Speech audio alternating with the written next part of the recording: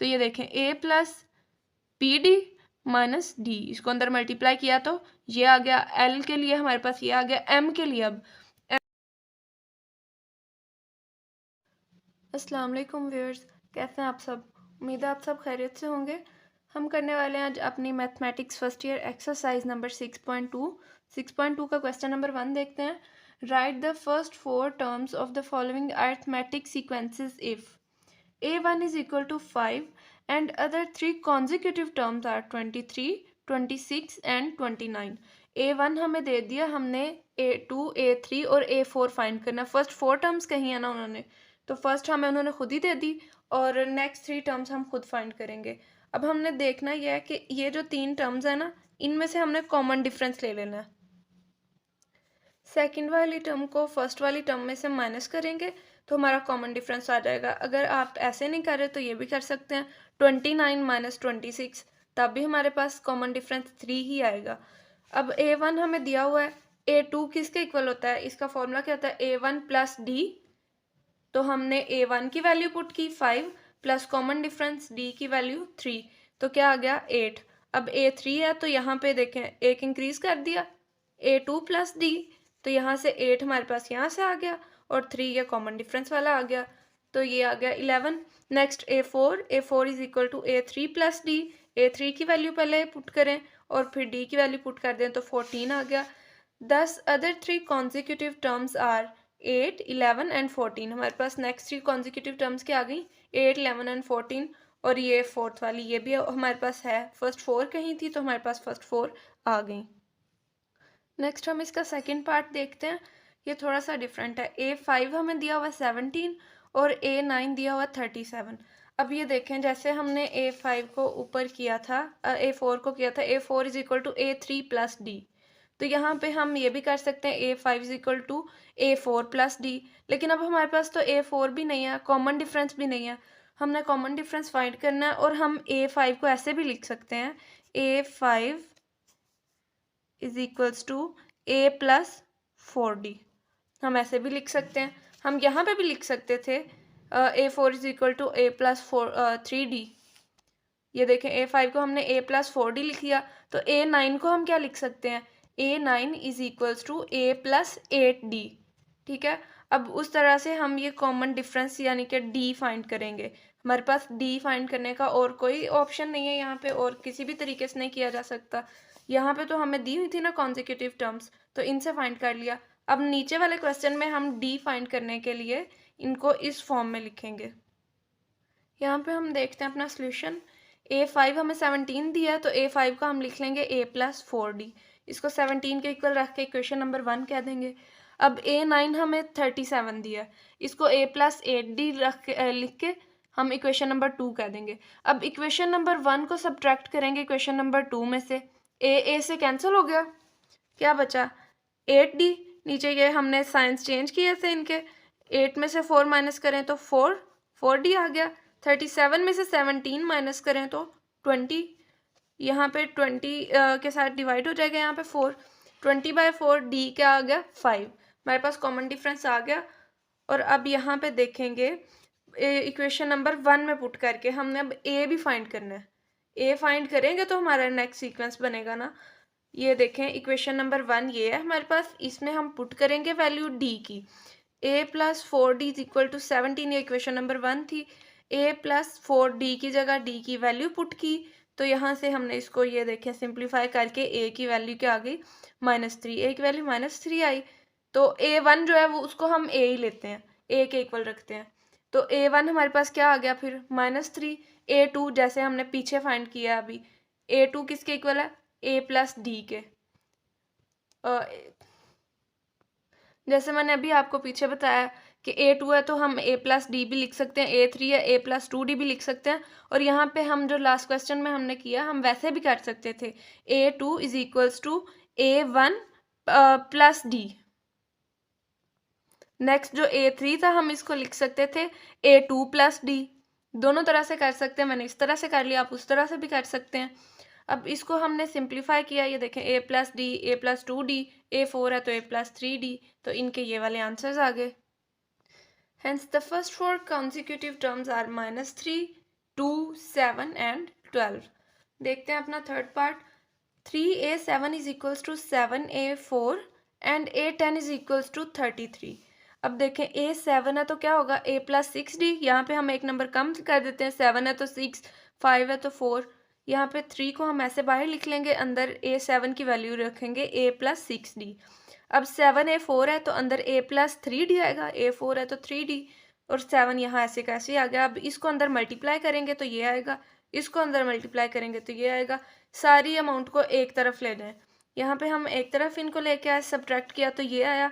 इनका माइनस ख़त्म करवाने के लिए बोथ साइड्स पे हमने माइनस को मल्टीप्लाई करवा दिया, ठीक है। इनके साइंस चेंज हो गए, ये प्लस में कन्वर्ट हो गए, और ज़ीरो के साथ माइनस लगाएं ना लगाएं वो कोई माना नहीं रखता। ये इक्वेशन नंबर 1 आ गई। अब इक्वेशन नंबर 2 हमें क्वेश्चन में दिया गया है a10 दिया गया 33, a10 है तो a प्लस 9d, एक डिजिट कम कर दिया, 10 था तो 9 कर दिया, यहाँ पे 33 आ गया हमारे पास। अब मल्टीप्लाइंग इक्वेशन नंबर 1 बाय 3, हमने क्यों मल्टीप्लाई करना है, यहाँ पे देखें हमने इनको सब्ट्रैक्ट करना है ना, तो हमने कोई सी एक अमाउंट चाहे उसको मल्टीप्लाई करके, हम ऐसा भी कर सकते थे कि इक्वेशन नंबर 2 को हम 4 से मल्टीप्लाई कर लें, ताकि इनमें कोई एक चीज़ सेम आ जाए जो कट जाए और हमें आंसर निकालने में आसानी हो जाए। लेकिन हमने इसको 3 से मल्टीप्लाई कर लिया, क्योंकि 9 हो जाएगा ये, तो फिर ये दोनों कट जाएंगे। हमने इसको इक्वेशन नंबर 1 को 3 से मल्टीप्लाई किया, ये आ गया। सब्ट्रैक्टिंग 2 फ्रॉम 3, इक्वेशन नंबर 2 को नीचे रखें, 3 को ऊपर रखें, इनको सब्ट्रैक्ट कर दें। सब्ट्रैक्ट करके क्या आया, सिंप्लीफाई किया तो a क्या आ गया -3, a की वैल्यू आई -3। अब a की तो वैल्यू आ गई है, लेकिन हमें d की भी वैल्यू चाहिए, तो हम क्या करेंगे, put in equation number 2 a की जो वैल्यू आई है हम इसको इक्वेशन नंबर 2 में पुट करेंगे। a की वैल्यू ये -3 plus 9d is equal to 33, ये यहाँ माइनस था यहाँ आके प्लस हो गया, इसको इस तरह सिंप्लीफाई किया, डिवाइड वगैरह करके हमारे पास d की वैल्यू आ गई 4। अब a1 मैंने पहले आपको बताया, a1 जो है वो a के इक्वल होता है, तो हमने इसको इसी तरह से लिख लिया। a2 is equal to a plus d, इसको हमने a की वैल्यू पुट की और d की वैल्यू पुट की। आप इस तरह से भी कर सकते थे, a2 is equal to a1 plus d, ये भी कर सकते थे। a3 में आके कर लेते a2 प्लस डी यहाँ पे, लेकिन हमने कर लिया a प्लस 2d। ये दोनों तरह से लिखा जा सकता है। जो मैं दूसरा वाला बोल रही हूँ ना वो ये है, a3 is equals to a2 plus d. आप इस तरह से भी कर सकते हैं, इस तरह से भी कर सकते हैं। अब हमने यहाँ पे भी वैल्यूज पुट की a और d की, a3 आ गया, देन हमने वैल्यूज पुट की a4 में a प्लस 3d, तो ये हमारे पास a4 की भी वैल्यू आ गई। तो हमें उन्होंने फर्स्ट 4 टर्म्स ही फाइंड करने का कहा था और फर्स्ट 4 हमारे पास आ गई। नेक्स्ट हमारे पास आ गया बहुत easy question, question number 2। If an-3 is equals to 2n-5, find the nth term of the sequence. Sequence की nth टर्म फाइंड करनी है, ये पहले हमने इसको सोल्यूशन में ऐसे ही लिखा। अब हमने क्या करना है, यहाँ से -3 को रिमूव करना है, यहाँ से हमने इसको यहाँ से भगा देना है। और वो कैसे भगा सकते हैं, -3 में +3 करें तो ये यहाँ से कैंसिल होगा। हमें उन्होंने an फाइंड करने का कहा है, तो हमने दायरा -3 को यहाँ से ख़त्म करवाना है। तो हम क्या करेंगे, जहाँ जहाँ पे यहाँ पे भी n की वैल्यू n+3 करेंगे, n को किसके इक्वल पुट करेंगे, n+3 के इक्वल। और यहाँ पे अगर हम n की वैल्यू n+3 कर रहे हैं तो फिर हमें यहाँ पे भी चेंज करनी पड़ेगी। यहाँ पे भी देखें n की वैल्यू हमने n+3 पुट कर दी, यहाँ पे भी n+3 पुट कर दी, ये +3 और -3 कैंसिल, an यहाँ पे रह गया। यहाँ पे n+3 था, पहले 2 को n से मल्टीप्लाई किया 2n, 2 को 3 से मल्टीप्लाई किया तो 6 आ गया, 2n + 6 - 5 तो 2n + 1 आ गया। हमारे पास nth टर्म आ गई 2n + 1। नेक्स्ट आया हमारे पास एक इजी सा question, if the 5th term of an arithmetic progression is 16, यानी कि हमें ये दिया गया है a5 and the 20th term is 46, ये दिया गया a20, what is it's 12th term, इसकी 12th टर्म यानी कि a12 हमने फाइंड करना है। According to the given condition a5 हमें दिया गया 16, अब यहाँ पे 5 है तो d के साथ 4 कर देंगे और साथ एक a लिख देंगे, a + 4d क्या आ जाएगा 16 के इक्वल, इसको इक्वेशन नंबर 1 का नाम दे दें। नेक्स्ट a20 हमें दिया गया 46, तो a20 किसके इक्वल होगा, a + 19d के, तो इसको हमने इक्वेशन नंबर 2 कह दिया। अब सब्ट्रैक्टिंग 1 फ्रॉम 2 हमने डी की वैल्यू फाइंड करने के, चाहे हमारे पास डी आ जाए या ए आ जाए, कोई एक वैल्यू फाइंड करनी है हमने, ताकि हम दूसरी भी वैल्यू निकाल सकें। इनकी वैल्यूज़ फाइंड करने के लिए क्या करना है, इक्वेशन नंबर 1 को सब्ट्रैक्ट कर देना है इक्वेशन नंबर 2 से। इक्वेशन नंबर 2 में से ये इक्वेशन नंबर 1 ऊपर रखें, नीचे इक्वेशन नंबर 2 रखें, इनको सब्ट्रैक्ट कर दें, ए से कैंसिल, ये सब्ट्रैक्ट हो गया आपस में, और इनको माइनस करके 15 आया, 15D, यहाँ पे 30 बचा, डिवाइड करके ये सारा प्रोसेस करके डी की वैल्यू आ गई है। अब डी की वैल्यू चाहे इक्वेशन नंबर 1 में पुट कर लें चाहे 2 में पुट कर लें, क्योंकि हमने ए की वैल्यू वहाँ से फाइंड करनी है। मैं इक्वेशन नंबर 1 में कर रही हूँ। यहाँ पे इक्वेशन नंबर 1 थी a + 4d is equals to 16, d की जगह मैंने उसकी वैल्यू पुट की 2, ये ए की वैल्यू हमारे पास आ गई, उसकी वैल्यू पुट करके ये हमने इसको सिंप्लीफाई किया तो ये आ गया। नेक्स्ट हमने फाइंड करनी 12th टर्म। अब ये देखें 12th टर्म के लिए a12 किसके इक्वल है, a + 11d के। यहाँ पे a की वैल्यू पुट करें 8, 11 और ये d की वैल्यू 2 थी तो हमने वो पुट की और ये सिंप्लीफाई करके a12 आ गया हमारे पास। हमारे पास एक और इजी सा क्वेश्चन आ गया, find the 13th term of the sequence x 1 2 - x 3 - 2x and so on.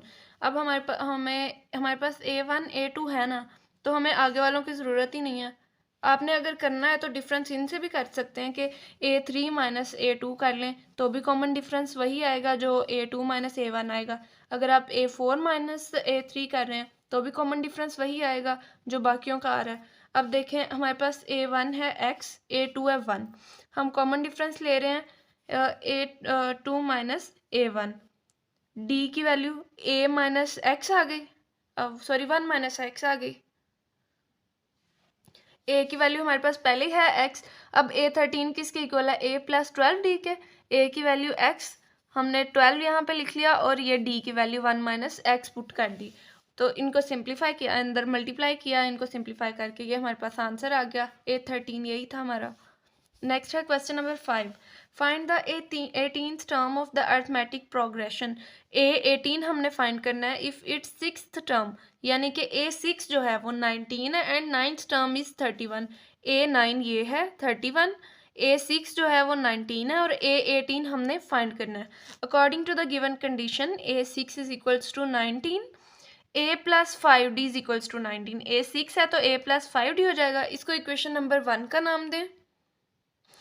Next आ जाए a9 जो है वो 31 इन्होंने कहा है, तो हम यहाँ पे a + 8d is equals to 31 कर लेंगे।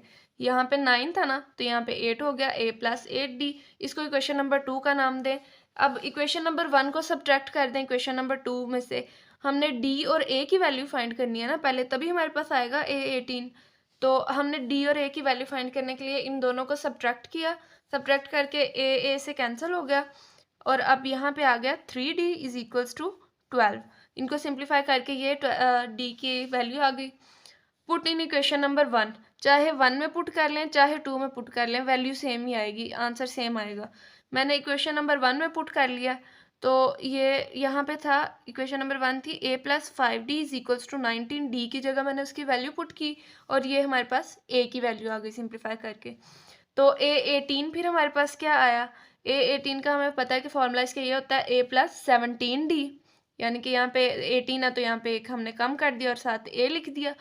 a18 is equals to a की वैल्यू पुट की -1, 7 + 17, d की वैल्यू पुट की 4, तो इनको मल्टीप्लाई करके आया 68, -1 + 68 67, a18 भी आ गया हमारे पास। अब नेक्स्ट देखिए question number 6, which term of the arithmetic progression 5 2 -1 and so on is -85, यानी कि उन्होंने हमें एक सीक्वेंस दे दिया है, कह रहे हैं इस सीक्वेंस से हम चल रहे हैं, ये a1 है, ये a2 है, ये a3 है and so on a4 a5 आगे। तो इस तरह से अगर हम चलें तो ये कौन सी टर्म बनेगी, ये an हमें दिया गया और पूछा है कि इसके लिए n क्या होगा, यानी कि इसके लिए देखें जैसे an है ना, तो फर्स्ट वाले के लिए क्या है a1, यहाँ पे a1 की ये वैल्यू है तो ये फिर n है ना हमारे पास, तो उन्होंने इसका n पूछा है कि इसका n क्या होगा हमारे पास। अब हम देखते हैं a1 हमें दिया गया, a2 हमारे पास ये है। अब कॉमन डिफरेंस पहले तो फाइंड करेंगे, a2 - a1 वो क्या आया -3, d इज इक्वल्स टू -3, हमारे पास कॉमन डिफरेंस आ गया। अब इसके लिए फॉर्मूला है A N is equals to A plus N minus one into D. A N is equals to A plus N minus one into D. A N की पहले value put करें, A N हमें उन्होंने क्या दिया है, ये -85 हमारे पास ए एन दिया गया। यहाँ पे ए एन की वैल्यू पुट करें, जो ए जो है ये ए वन होता है, ए वन की जो वैल्यू यहाँ पे ए की जगह पुट करें, plus N minus one into d, d की वैल्यू पुट करें -3। ये यहाँ से यहाँ आया, दोनों माइनस होके ये -90 हो गया। ये यहाँ पे मल्टीप्लाई हो रहा था तो यहाँ आके डिवाइड हो गया। यहाँ पे क्या बचा, n-1, ये डिवाइड होके माइनस माइनस से कैंसिल और ये 30 आ गया कैंसिल होके। अब ये देखें n-1 यहाँ बचा, यहाँ पे -1 है, यहाँ आके क्या हो जाएगा +1, तो n की वैल्यू क्या आई 31। Hence A31 is equals to -85, यानी कि ये जो -85 है ये इस सीक्वेंस की 31st टर्म होगी, 31st term of arithmetic progression और अरिथमेटिक सीक्वेंस। सेम वही क्वेश्चन है, क्वेश्चन नंबर 7 भी, which term of the arithmetic progression -2, 4, 10 and so on is 148। यानी कि ये सारा हमें दिया गया, A1 ये है, A2 है, ये A3 है and so on, A4 A5 सब कुछ। अब उन्होंने कहा है कि ये A की कौन सी वैल्यू होगी, इसके लिए n क्या होगा। अब इसके लिए हमने n फाइंड करने के लिए सेम वही प्रोसेस करना है जो क्वेश्चन नंबर 6 में करके आए हैं। A1 ये है हमारे पास, A2 ये है, D is equals to A2 minus A1, ये कॉमन डिफरेंस हमने लिया, कॉमन डिफरेंस लेके ये हमारे पास आ गया सिंप्लीफाई करके, D इज इक्वल्स टू 6। अब ए एन का वही फॉर्मूला जो लास्ट क्वेश्चन में पुट किया था, A N is equals to A plus N minus one into D, इसमें से हमने बेसिकली एन फाइंड करना है। ए एन की वैल्यू पुट की जो 148 दी गई है, ए की वैल्यू वो जो ए वन की वैल्यू होती है वही ए की वैल्यू होती है, तो हमने यहाँ पे ए वन की वैल्यू -2 पुट कर ली। तो डी की वैल्यू हमारे पास अभी हमने फाइंड की, डी की वैल्यू 6 हमने वो पुट की। इनको सिंप्लीफाई करते गए, आप खुद देखें कि किस तरह से सिंप्लीफाई किया, और यहाँ पे हमारे पास आ गया n की वैल्यू 26। तो हमारे पास A26 जो है वो 148 के इक्वल है, यानी कि जो 148 है वो 26th टर्म है ऑफ अरिथमेटिक प्रोग्रेशन और अरिथमेटिक सीक्वेंस। आगे है question number 8, how many terms are there in arithmetic progression in which A1 is this, AN is this and D is this. अब नंबर ऑफ टर्म्स हमने find करना है, यानी कि n find करना है, कुछ भी नहीं है, ये सिंपल सा क्वेश्चन है। हमें A1 भी दे दिया है यानी कि A, और हमें AN भी दे दिया, D भी दे दिया, कुछ फाइंड नहीं करना, सिंपल वही फॉर्मूला लगा के जो हमने क्वेश्चन नंबर 7 और क्वेश्चन नंबर 6 में जो फॉर्मूला लगाया था वही लगा के सिंपली n हमने फाइंड कर लेना। अब AN हमें दिया गया 68, वो पुट करें, A की जगह 11 पुट करें, प्लस वैसे ही n-1 यहाँ पे, और D की वैल्यू 3 पुट करें। इनको सिंप्लीफाई करें, बहुत आसान है, इजी सा है, बच्चों वाला है काम करके। ये नेक्स्ट लास्ट पे क्या आ गई, n की वैल्यू 20 आ गई।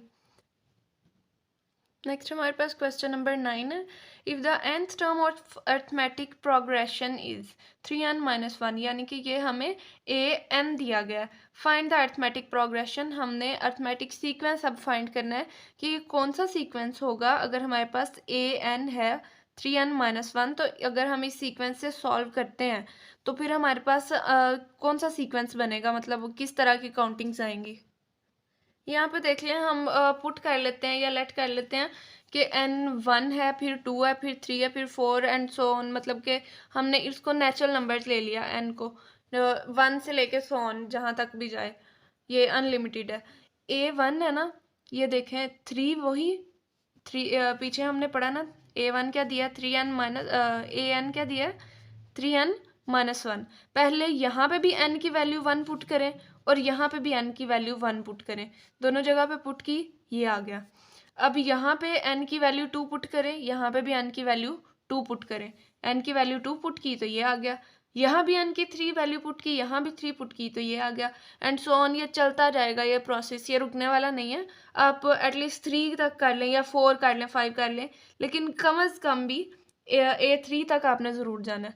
A3 हमने फाइंड कर लिया तो ये आ गया हमारे पास। सो द अरिथमेटिक प्रोग्रेशन और arithmetic sequences 2, 5, 8 and so on. अगर आप आगे से आपके पास टाइम है पेपर में तो आप फाइंड कर लें, वरना रहने दें, यहाँ तक काफ़ी है। नेक्स्ट देखते हैं क्वेश्चन नंबर 10, डिटरमिन वेदर -19 और 2 are the terms of the arithmetic progression और नॉट। ये हमें एक सीक्वेंस दिया गया अर्थमेटिक सीक्वेंस, और हमने फाइंड करना है, ये डिटरमिन करना है कि ये -19 और 2 इनकी टर्म्स हैं या नहीं है। वो किस तरह से अब देखते हैं हम अपने सोल्यूशन में। A1 हमें क्या दिया है 17, A2 क्या दिया है 13। कॉमन डिफरेंस फाइंड करेंगे, क्या आ गया -4। अब an का वही फॉर्मूला पुट करना है जो हम लास्ट क्वेश्चंस में करते आ रहे हैं। an is equals to a plus n minus 1 into D. a वो है जो a1 था, वो क्या था 17, वो हमने पुट किया, n माइनस 1 भी आ गया, d हमने फाइंड किया ये -4। अब हमने an के साथ क्या करना है, एक दफ़ा हमने an को -19 रख के देखना है और एक दफ़ा हमने इसको 2 रख के देखना है। अब a और d तो सेम रहेंगे ना, सिर्फ हमने an को डिफरेंट रख के देखना है। पहले -19 रख के देखते हैं कि क्या आंसर आता है। ये हमने सिंप्लीफाई किया इनकी वैल्यूज़ पुट करके, तो हमारे पास आंसर ये आ गया, n हमारे पास ये आ गया। नेक्स्ट हमने an रखा 2, ये जहाँ पे हमने -19 पुट किया था उसकी जगह पे हमने 2 पुट कर लिया, और बाकी सारा वैसे ही वही सेम अमाउंट्स। और ये देखें यहाँ पे आ गया 19/4, ये फ्रैक्शन में आ गया या ये पॉइंट में आंसर आएगा, इसलिए जो 8n को 2 के इक्वल पुट किया है तो वो अर्थमेटिक प्रोग्रेशन की टर्म नहीं है। ठीक है, जहाँ पे हमने an को -19 पुट किया था वहाँ पे हमारे पास सिंपल सा एक प्यारा सा आंसर आ गया था। ये इसका मतलब कि जो -19 है वो अर्थमेटिक प्रोग्रेशन की टर्म है, और जो an है वो इस अर्थमेटिक सीक्वेंस की या अर्थमेटिक प्रोग्रेशन की टर्म नहीं है, ये जो an 2 के इक्वल की है। नेक्स्ट हम देखते हैं अपना question number 11। If L, M, N are the pth, qth and rth term of an arithmetic progression, show that L q minus r plus m r minus p plus n into p minus q is equals to the 0। अब देखें ये वाला formula हम पढ़ के आए हैं ना, as N term is A N is equals to a plus n minus 1 into D. अब इसी से हमने ये ड्राइव कर लेना। नेक्स्ट ये देखें L हमें क्या कहा गया है पीथ टर्म, यानी कि L is equals to A P. M हमें कहा गया है कि वो ए क्यू के इक्वल है, और जो N है वो ए आर के इक्वल है। अब यहाँ पे देखें अगर हम L को ए पी के इक्वल रखते हैं, यहाँ पे N की जगह हम P कर दें ए पी, तो यहाँ पे a plus P minus 1 into D आएगा ना। यहाँ पे n ना, तो यहाँ पे भी n लगाया हुआ है हमने। अगर यहाँ p कर दें तो फिर यहाँ पे भी p करना पड़ेगा, और जो a p है वो हमें उन्होंने l के इक्वल दिया, तो फिर हम यहाँ पे a p की जगह l लिखेंगे, a plus P minus 1 into D. तो ये देखें a plus P D minus D, इसको अंदर मल्टीप्लाई किया तो ये आ गया। L के लिए हमारे पास ये आ गया। M के लिए अब m जो है वो a क्यू के इक्वल है, तो अब अगर हम यहाँ पे q ले रहे हैं n की जगह, तो फिर यहाँ पे भी हम q रखेंगे, तो m is equals to a plus Q minus 1 into D, इसको अंदर मल्टीप्लाई किया तो ये आ गया।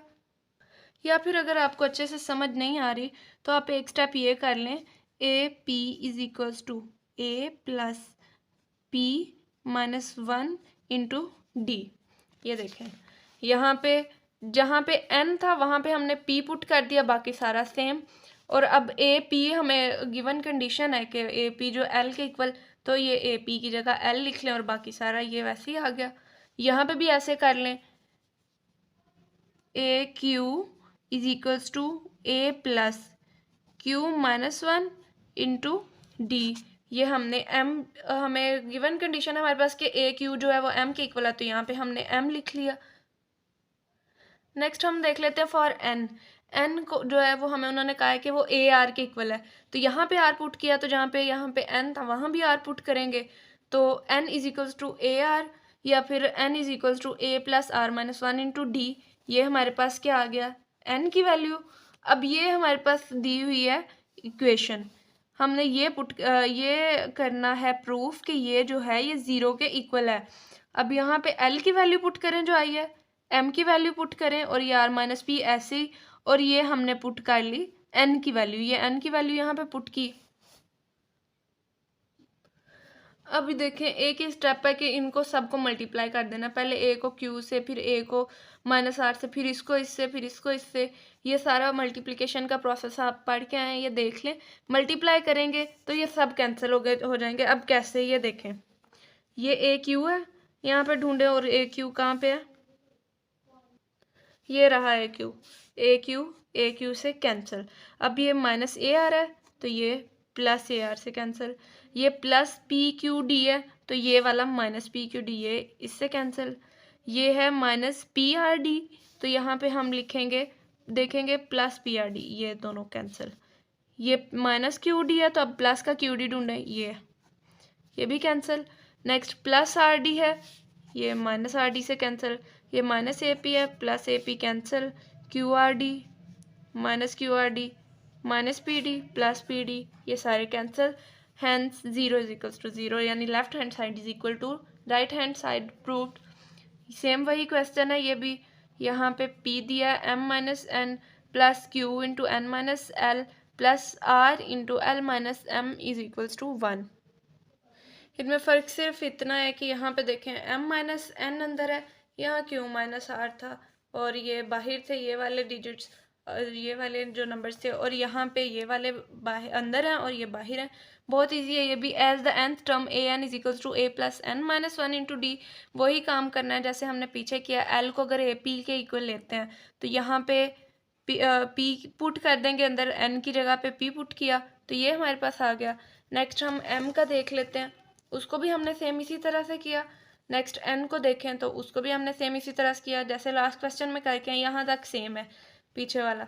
अब नेक्स्ट देख लेते हैं लेफ्ट हैंड साइड। आप चाहें तो वैसे भी कर सकते हैं जैसे लास्ट क्वेश्चन में किया, दोनों को इक्वल रख के। इस तरह भी कर सकते हैं separate separate left hand side और राइट हैंड साइड को।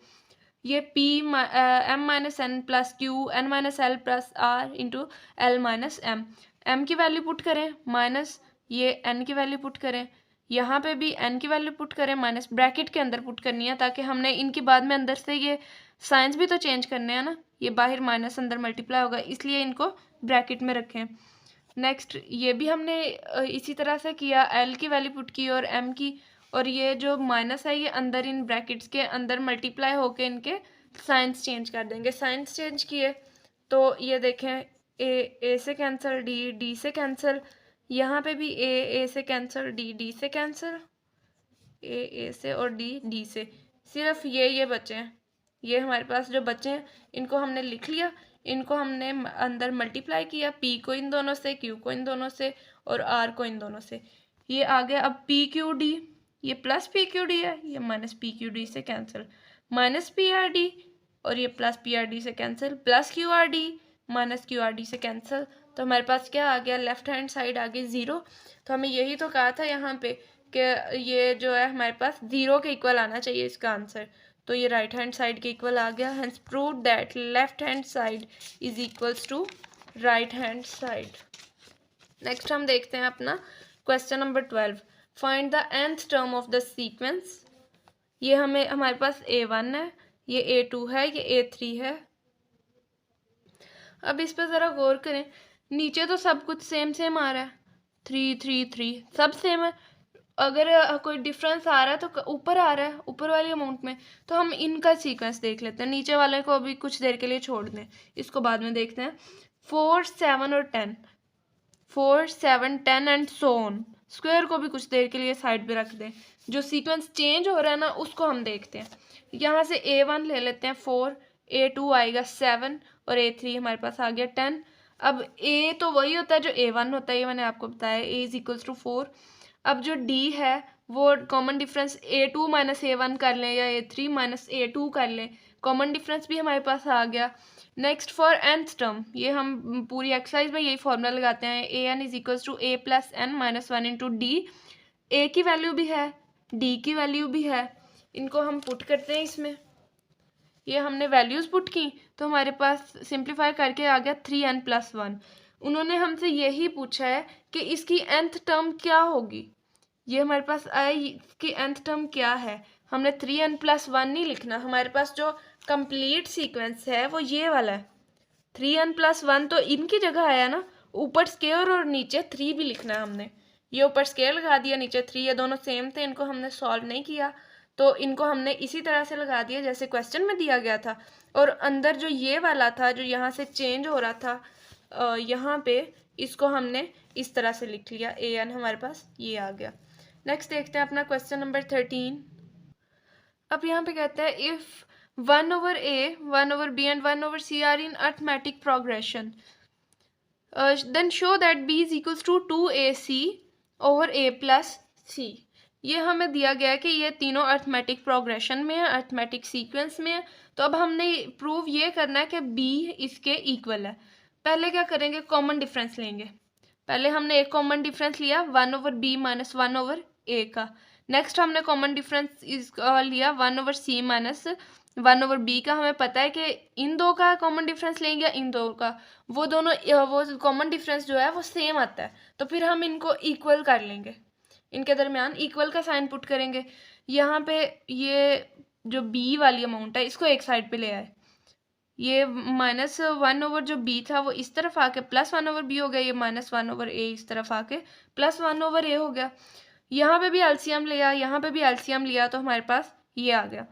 उसके बाद यहाँ पे ये दोनों ऐड हुए तो 2/b ac a plus c over A C.